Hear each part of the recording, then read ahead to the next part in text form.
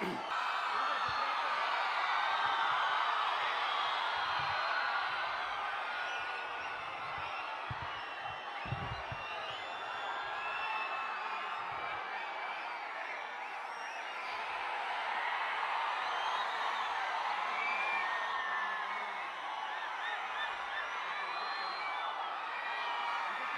నమో నారాయణ.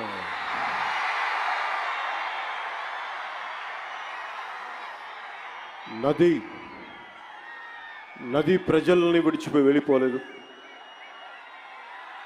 నది ప్రజల్ని విడిచిపోలేదు. భాష దేశాన్ని దాటిపోలేదు. నేను మన నేలను విడిచి పారిపోలేదు.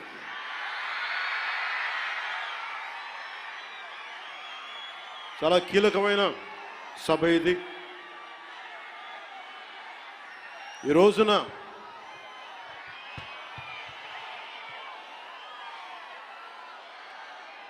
ఈ స్పీచ్లో, ఈ వారాహి సభలో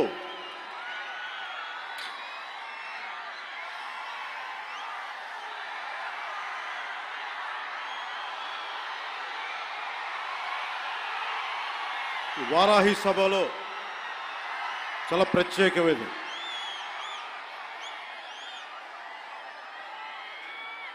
వంద రోజులు దాటింది.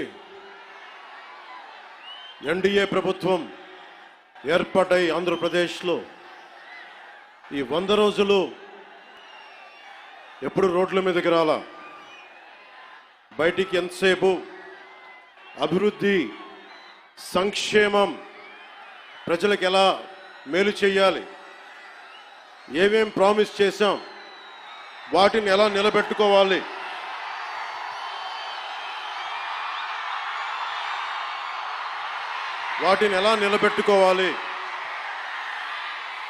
ఆర్థిక వ్యవస్థ దెబ్బతింది, దాన్ని ఎలా నిలబెట్టాలి.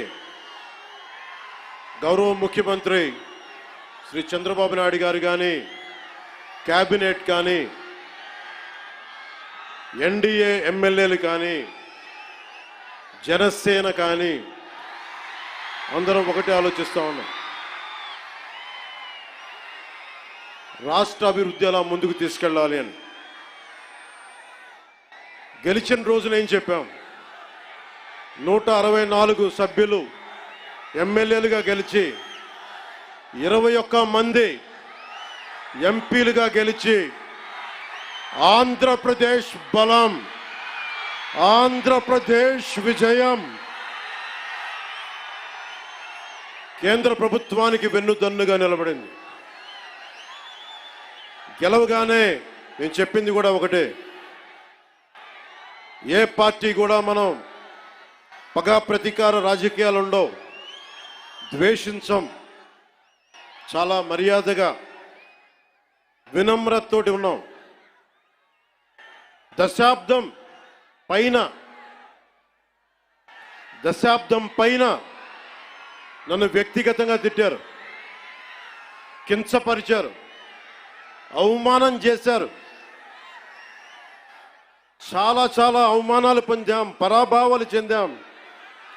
ఏ రోజు పల్లెత్తు మాటల్లా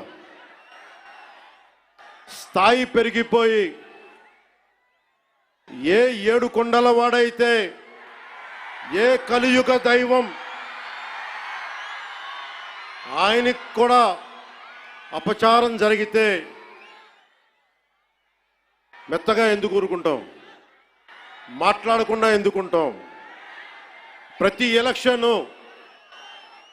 ప్రతిదీ రాజకీయ కోణంలోనే చూస్తామా? అన్ని రాజకీయాలేనా?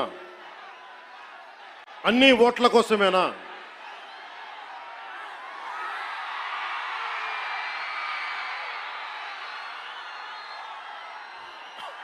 నా జీవితంలో ఇలాంటి రోజు రాకూడదని ప్రార్థన చేశాను. మనస్ఫూర్తిగా చెప్తున్నాను. నా తల్లి పాదాల సాక్షిగా, వెంకటేశ్వరుడి పాదాల సాక్షిగా ఏ రోజు కూడా ఇలా మాట్లాడాల్సిన రోజు, అవసరం రాదు అనుకున్నా. కానీ వైసీపీ నాయకులు తెప్పించారు ఈ రోజున. ధర్మో రక్షతి రక్షితః. ధర్మాన్ని నువ్వు రక్షిస్తే ధర్మం నిన్ను రక్షిస్తుంది. దీనినే eminent jurist, legal luminary Nanabhoy Palkhivala గారు చెప్పారు ఒక మాట. ధర్మో రక్షతి రక్షతః అని ఆయన చెప్పిన మాట. లా ఈజ్ కోడిఫైడ్ ధర్మాన్ని. ధర్మాన్ని ఒక క్రమంలో బిగిస్తే, ఒక చట్టంలో బిగిస్తే అది చట్టం అవుద్దని. ఈ రోజున నాకు అన్యాయం జరిగింది, నేను బయటికి రాలా. అన్ని ధర్మాలకి గౌరవం ఇచ్చే సనాతన ధర్మానికి ప్రతిరోజు కొన్ని దశాబ్దాలుగా అవమానం చేస్తూనే ఉన్నారు, భరిస్తూనే ఉన్నాం. కల్తీ ప్రసాదాలు పెట్టారు. ఇదే తిరుపతిలో గతంలో జరిగిన వారాహి సభలో మీకు తెలియజేశాను, అపచారం జరుగుతోంది, సరిదిద్దుకోండి అని చెప్పాను. విన్లా 11 సీట్లకి భగవంతుడు కుదించిన బుద్ధిరాల.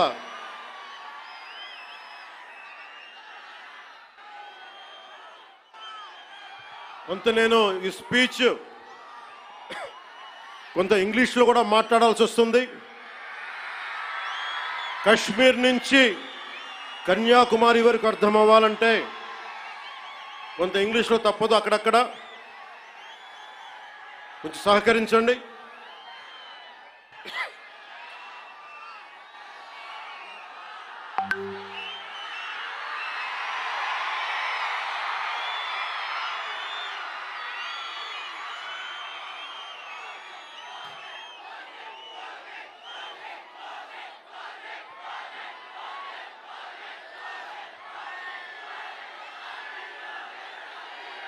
This is regarding మీరు ఇక్కడున్న యువతకి, ఇది ఎలక్షన్ సమయం కాదు. వినండి, ఇది ఎలక్షన్ సమయం కాదు, సినిమా సమయం అంతకంటే కాదు. ఇది భగవంతుడి సమయం. ఇది ముస్లిమ్స్ని, ఇస్లాం సమాజాన్ని చూసి నేర్చుకోండి.